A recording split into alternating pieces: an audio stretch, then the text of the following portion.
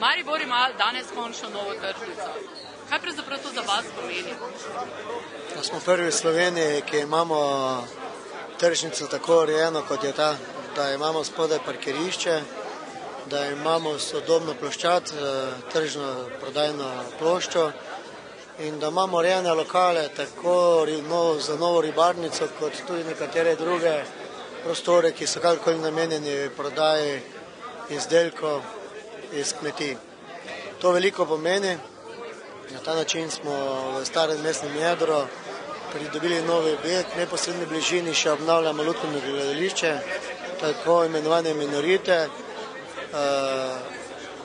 Lent bo dobil drugo podobo, brežino levo in desno stran reke Drave bomo počistili, na ta način bo v mestu drugačen občutek, predvsem pa videz.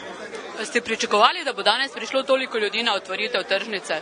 Ja, sem pričakoval, lep dan je in ljudje so čakali, da se odpre ta tržnica. Tako na eni strani branjevke, kot na drugi strani tisti, ki vsakodnevno zaidejo na tržnici in kupujejo povrtnino. Kako pogosto pa vi sicer kupujete na tržnici? Ne, nimam časa, ker sem od jutra do večera v službi. Je pa res, in to lahko preverite pri branjevkah, da me pa velikokrat pot zanese za 10-15 minut med nje, da malo preverim in povprašam, kaj je potrebno v mestu, bodi si na tržnico ali kjerkoli druge kaj postoriti, ali opustiti, ali kaj storiti za njih, da bomo vsi skupaj boljši se počutili v mestu. Ko sem se pogovarjala z nekaterimi branjevkami, oziroma ko sem se pogovarjala z direktorjem tržnice, so rekli, da je pravzaprav od občine odvisno, kaj se bo zgodilo z dosedanjima prodajnima prostoroma na Trgu Svobode in pa na Glavnem trgu. Kaj o tem razmišljate?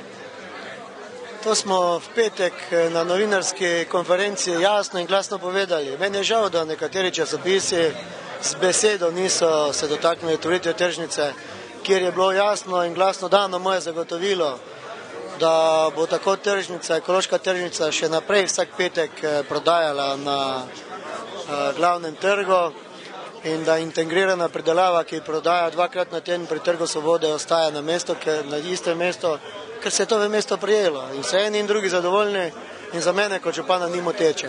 S tem, da bo prodajo seveda urejala tržnica DD. Kaj pa te stojnice, ki so se v tem času vmes pojavile, recimo prodajalke rož so nenadoma začele po mestu prodajati tudi fižol pa solato pa še kaj drugega. Razlog, zakaj to delajo, pa so rekli zato, ker na tržnici kao ni prostora. Ja, zdaj ni več tega razloga, če smo do zdaj bili tolerantni, sedaj več tolerance pri teh vprašanjih ne bo.